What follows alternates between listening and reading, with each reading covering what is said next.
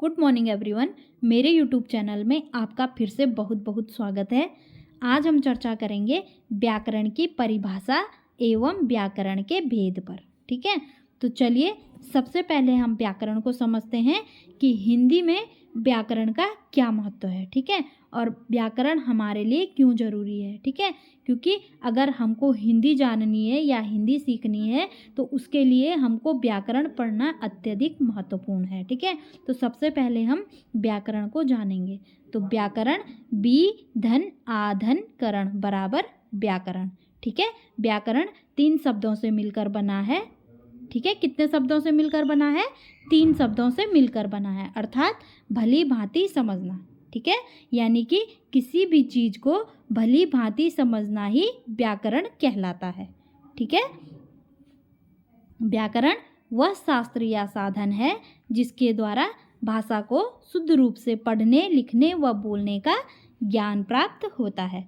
सीधी भाषा में अगर बात की जाए तो वह कला जिसके माध्यम से हम किसी भी भाषा को पढ़ते हैं, तो पढ़ने, लिखने व बोलने या समझने के लिए हम जिन नियमों का प्रयोग करते हैं उन नियमों के पूर्ण रूप को ही हम व्याकरण कहते हैं। ठीक है, अब इसके साथ एक और पॉइंट आता है कि व्याकरण के अंग कितने प्रकार के होते हैं, यानी हम किसी भी भाषा के व्याकरण को कितने भागों में बांटकर पढ़ सकते हैं। तो व्याकरण के अंग या भाग 4 होते हैं। ठीक है, कितने होते हैं? 4 होते हैं, जिसमें सबसे पहला है वर्ण, दूसरा है शब्द, तीसरा है पद और चौथा है वाक्य। ठीक है, ध्यान देना है कि कहीं कहीं पर इसके 3 अंग दिए होते हैं। पहला जिसमें वर्ण होता है, दूसरा शब्द और वाक्य। ठीक है, लेकिन हम जो व्याकरण पढ़ते हैं वो 4 भागों में पढ़ते हैं। ये जो पद हैं वह क्या हैं, कैसे पढ़ते हैं, या शब्द में क्या अंतर है। ठीक है, यहाँ पर हम इसे डिटेल में पढ़ेंगे। ठीक है, तो सबसे पहले हम बात करेंगे वर्ण की। ठीक है, जिसका दूसरा नाम ध्वनि है। क्या है? ध्वनि है। और ध्वनि जो वर्ण की मौखिक इकाई है। क्या है? वर्ण की मौखिक इकाई ध्वनि है, ध्वनि है। उसे हम मुंह से कैसे उच्चारित करते हैं और उसे ध्वनि कहते हैं। ठीक है, और ध्वनि को जब हम लिख देते हैं तो ध्वनि का लिखित रूप ही वर्ण कहलाता है। ठीक है, और वर्ण को हम अक्षर भी कहते हैं। क्या कहते हैं? अक्षर भी कहते हैं, अर्थात उस मूल ध्वनि को वर्ण उस मूल ध्वनि को कहते हैं जिसके खंड या टुकड़े नहीं किए जा सकते, वर्ण कहलाते हैं। ठीक है, जैसे क, ज, न, ये सब क्या है? यह वर्ण है। ठीक है, वर्णमाला के अंदर वर्ण 2 प्रकार के होते हैं। ठीक है, कितने प्रकार के होते हैं? 2 प्रकार के होते हैं। पहला है स्वर, जिसे हम अच भी कहते हैं, और दूसरा है व्यंजन, जिसे हम हल कहते हैं। ठीक है,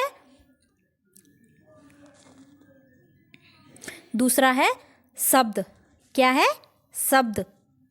ठीक है, तो 2 या 2 से अधिक वर्णों के सार्थक अर्थ को शब्द कहते हैं। ठीक है, क्या है? 2 या 2 से अधिक वर्णों के सार्थक अर्थ को ही हम शब्द कहते हैं। इसके अंदर आते हैं स्रोत के आधार पर।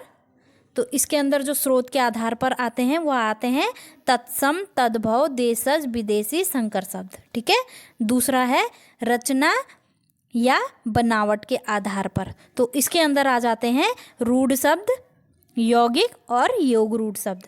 और तीसरा आता है अर्थ के आधार पर। तो इसके अंदर आते हैं अनेकार्थी, समानार्थक, विपरीतार्थक, समश्रुति, भिन्नार्थक। क्या है?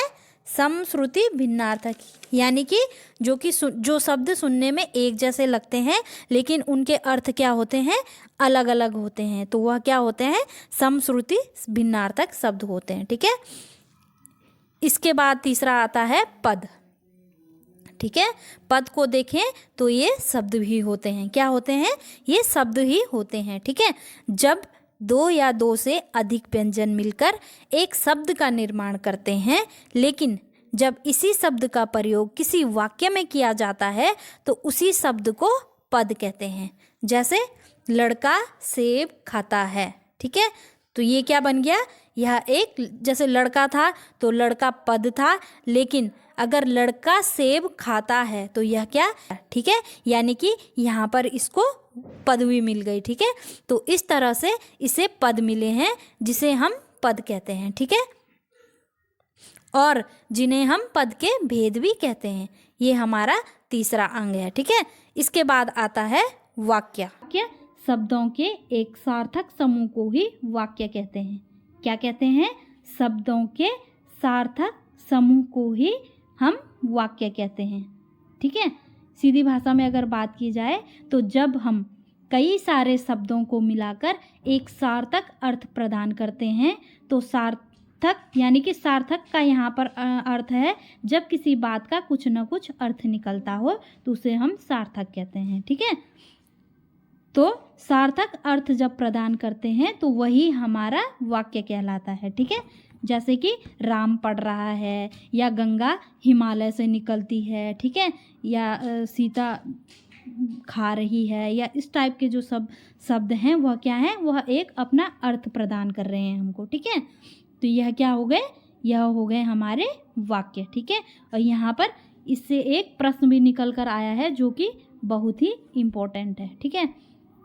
ये है भाषा की सबसे बड़ी इकाई, ठीक है। तो जो भाषा की सबसे बड़ी इकाई होती है वह होते हैं वाक्य, ठीक है। यह क्या है, मोस्ट इम्पॉर्टेंट है, आपको ध्यान देना है कि भाषा की सबसे बड़ी इकाई वाक्य है और भाषा की सबसे छोटी इकाई वर्ण है, ठीक है। तो यहाँ पर क्या है, हमारे दो प्रश्न भी हमसे क्लियर हो गए, ठीक है।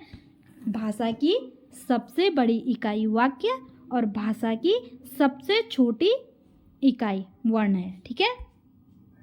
आज के लिए इतना ही, मिलते हैं नेक्स्ट वीडियो में। तब तक के लिए आप पढ़ते रहिए, प्रयास करते रहिए। धन्यवाद।